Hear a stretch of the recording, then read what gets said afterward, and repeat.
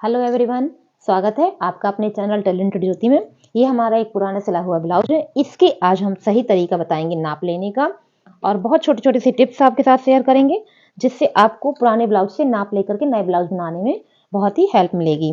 तो आप देख सकते हैं ये हमारा 14 इंच का बन के तैयार हो रहा है। आप इसको इस प्रकार से खींच के नापेंगे। देखिए यहाँ पे आप रखिए इसे ऐसे और इस प्रकार से इसको खींच के नापिए। तो देखिए 14 हमारा बन के तैयार हो रहा है। इसका मतलब आधा इंच आपको यहाँ पे कपड़ा बचाना है यहाँ पर, और 1 इंच आपको यहाँ पे बचाना है, और जितना आप यहाँ मार्जिन देना चाहें उतना आपको यहाँ बचाना है। तो वो तीनों कपड़े प्लस करके आपको अपनी लंबाई रखनी है, यानी कि आधा इंच, 1 इंच, 1.5 इंच और एक ये 2.5 इंच। 2.5 इंच आप एक्स्ट्रा रखेंगे अपनी नाप के हिसाब से तो आपके पास परफेक्ट लंबाई निकल आएगी। अगर आपके पास ज्यादा कपड़ा नहीं है तो आप यहाँ का मार्जिन आधा इंच ही रख सकते हैं, लेकिन 2 इंच तो आपको एक्स्ट्रा रखना ही पड़ेगा। अब आप देख पा रहे हैं हमने लंबाई कितनी रखी हुई है। ये देखिए 14 था तो हमने यहाँ पे 16 रखा हुआ है। 2 इंच हमारा ये एक्स्ट्रा है। आधा इंच हमने नीचे की लंबाई ली हुई है मार्जिन के तौर पे। आधा इंच हमने यहाँ सिलाई को दिया हुआ है और 1 इंच हमने यहाँ बेल्ट को दिया हुआ है। इस हिसाब से हमने 2 इंच इसमें प्लस किया हुआ है। अब दूसरा स्टेप आप देख सकते हैं, गला। गला आप कैसे नापेंगे इसमें? तो अगर आपको गला नापने का सही तरीका नहीं पता है तो यहाँ से आप एक लाइन लीजिए स्केल से, यहाँ से एक सीधी लाइन, यहाँ से आपने एक सीधी लाइन ले ली और यहाँ से आपने एक सीधी लाइन ले ली। तो जो आपका यहाँ पे क्रॉस बन के रेडी हो रहा है उसको आप इस प्रकार से इंची टेप से नाप लीजिए। ये देखिए 6.5 आपका बन के तैयार हो रहा है। तो यहाँ पे हमको सिलाई के लिए भी कपड़ा बचाना होगा, उस हिसाब से आप यहाँ पे अपना कपड़ा रखें। अगर आपको थोड़ा सा छोटा गला बनाना है तो आप इसको कम कर सकते हैं। तो देखिए हमने परफेक्ट 6.5 रखा है क्योंकि हमें 6 बन के चाहिए है, उससे हमें 1 पॉइंट ये कम करना था। उस हिसाब से हमने यहाँ पे 6.5 रखा हुआ है। आधा इंच हमारा सिलाई में चला जाएगा। और गले की चौड़ाई देखिए हमने यहाँ पे 2.5 के आसपास रखी हुई है। आप देख पा रहे हैं क्लियरली, आपको दिख रहा हो 2.5 इंच हमने यहाँ पे आगे की चौड़ाई रखी हुई है। किस हिसाब से? जिस हिसाब से इसमें ये नाप दी गई है। देखिए आई को छोड़ करके हमने यहाँ से नाप लिया है। तो हमारा यहाँ पे ये देखिए ये लाइन यहाँ से यहाँ जानी चाहिए चौड़ाई के हिसाब से। तो ये हमारा 2.5 आ रहा है तो हमने यहाँ पे 2.5 रख लिया है। उसके बाद दोस्तों देखिए आपको अपना बेल्ट नापना है, इसमें कितना बेल्ट निकल रहा है। कभी कभी ऐसा होता है कि पुराने ब्लाउज से प्रॉपर नाप के ही आपको बनाना पड़ता है, उसी हिसाब से हम यहाँ पे काम करेंगे। तो देखिए यहाँ पे 12 इंच पे बेल्ट आपकी बन के तैयार हो रही है। खींच के कपड़ा हमने रखा हुआ, 12 इंच पे बेल्ट बन के रेडी हो रही है। तो हमने गाइस इसको 13 इंच पे कपड़े को रख दिया है। ये देख पा रहे हैं 13 इंच पे रख दिया। 13 इंच पे किस हिसाब से रख दिया है? आधा इंच हमारा ऊपर कपड़ा दबेगा और आधा इंच यहाँ कपड़ा दबेगा और आधा इंच हमारा इसका दबेगा। तो ये कपड़ा तो हमको इसमें नापना नहीं है, तो इस हिसाब से हमने यहाँ पे इसको 13 इंच पे यानी कि 13 इंच पे रखा हुआ है। अब हम इसकी चौड़ाई आपके सामने देखते हैं। तो ये जो हमारी आई पट्टी है, 2 तरीके से आज हम आपको इसकी चौड़ाई बताएंगे। आप ब्लाउज को उल्टा करें और इस प्रकार से रख दें तो आपकी यहाँ पे चौड़ाई निकल आएगी। तो ये देखिए नाप में नाप हमारी फिक्स हो गई है। इस सिलाई में ये लाइन आ चुकी है और काज बटन पट्टी पे ये लाइन आ चुकी है। तो एक तरीका हमारा नाप का ये है और दूसरा तरीका ये है कि आप इसको इस प्रकार से नाप लें इंची टेप से और उसी के हिसाब से अपनी आप फिटिंग को रख दें। तो ये देखिए हमने कपड़े को इस प्रकार से रखा है। 9.5 हमारी परफेक्ट फिटिंग यहाँ पे आ रही है। तो आप देख पा रहे हैं 9.5 से हमने 1 पॉइंट को एक्स्ट्रा रखा हुआ है। ये देखिए क्यों? क्योंकि हमारे यहाँ पे जो प्लेट लगेगी उसमें हमारा कपड़ा कवर हो जाएगा। तो हमने 9.5 से 1 पॉइंट यानी कि 9.75 के आसपास हमारी फिटिंग रखी हुई है। अब चलिए सारी नाप तो हमने फ्रंट पार्ट की आपको समझा दी है, उसके बाद हम आपको गहराई भी बताते हैं किस प्रकार से। यहाँ पे हम 1 पॉइंट, ये हमारा स्केल है, स्केल के ये हमारे सेंटीमीटर है। तो सेंटीमीटर का हमने 1 पॉइंट पे यहाँ पे डॉट लगाया हुआ है, देख सकते हैं 1 पॉइंट। और इस प्रकार से आप इसको गोल कर दीजिए। एक बार में ही आपकी परफेक्ट गोलाई आ जाएगी। उसके बाद दोस्तों ये जो हमारा यहाँ पे निशान है देख सकते हैं, ये देखिए हमारा 7 इंच यहाँ पे आ रहा है। तो 3.5 इसका हाफ हुआ।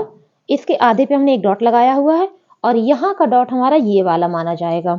और यहाँ पे हमने 1 इंच पे, ये देखिए 1 इंच पे हमने यहाँ पे एक निशान लगाया हुआ है और इस निशान को इस प्रकार से हमने यहाँ पे जोड़ देना है। तो ये हमारे फ्रंट पार्ट की गहराई हो गई। और यहाँ पे हमने 1 सेंटीमीटर का झुकाव फिर से देना है।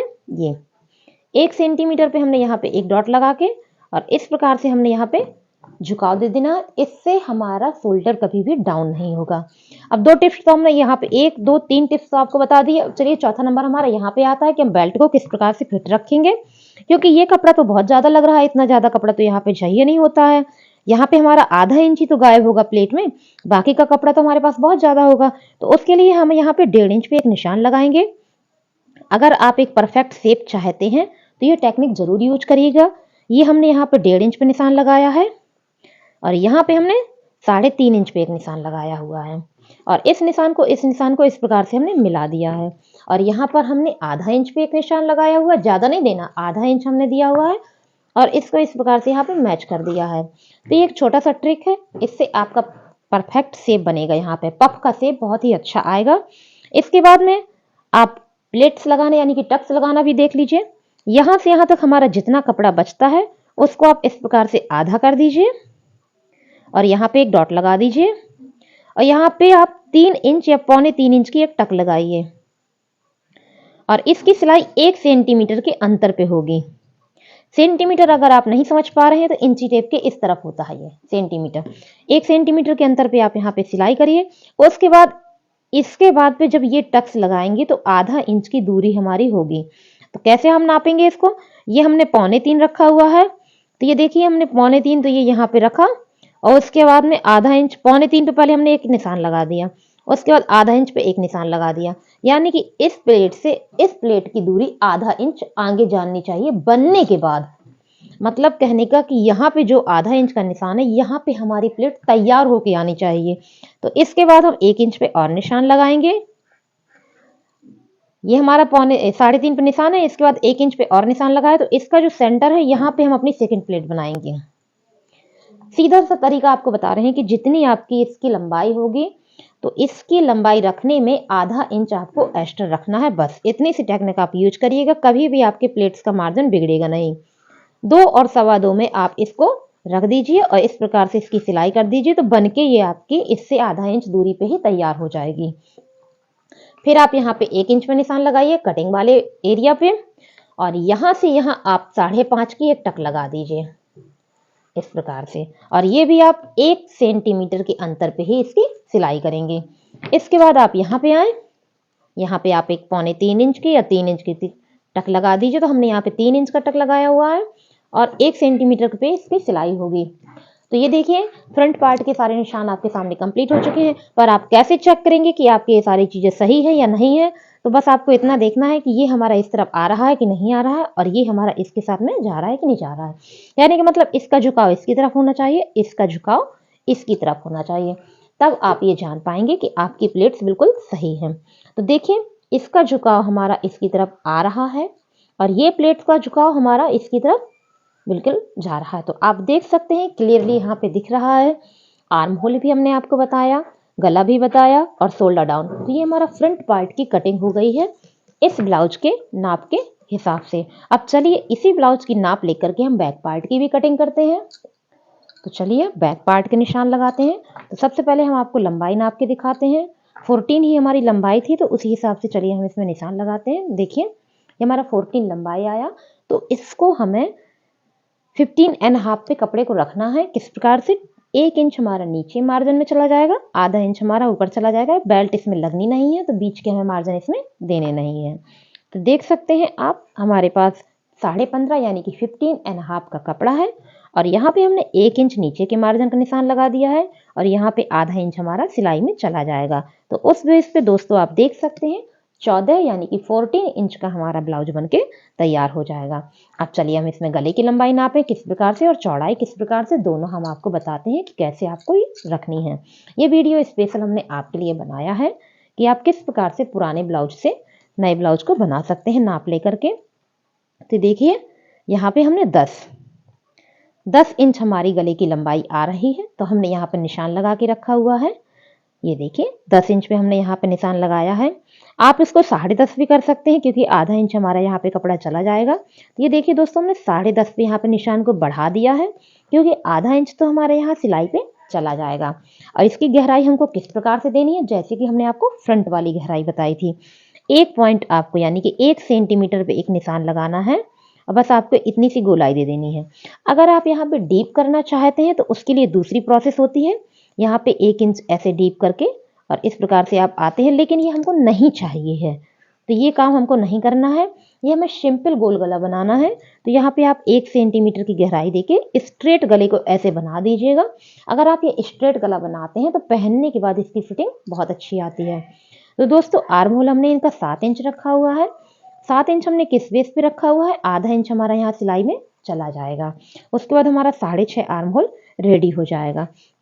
और ये हमने फिटिंग रखी हुई है।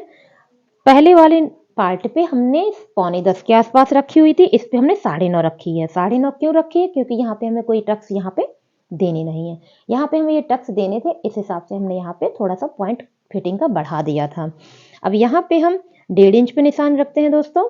इस प्रकार से ये जो सेंटर पॉइंट है, यहाँ से हमने यहाँ 1.5 इंच पे एक निशान रखा हुआ है। और ये जो हमारा फिटिंग का निशान है, ये निशान हो गया हमारा।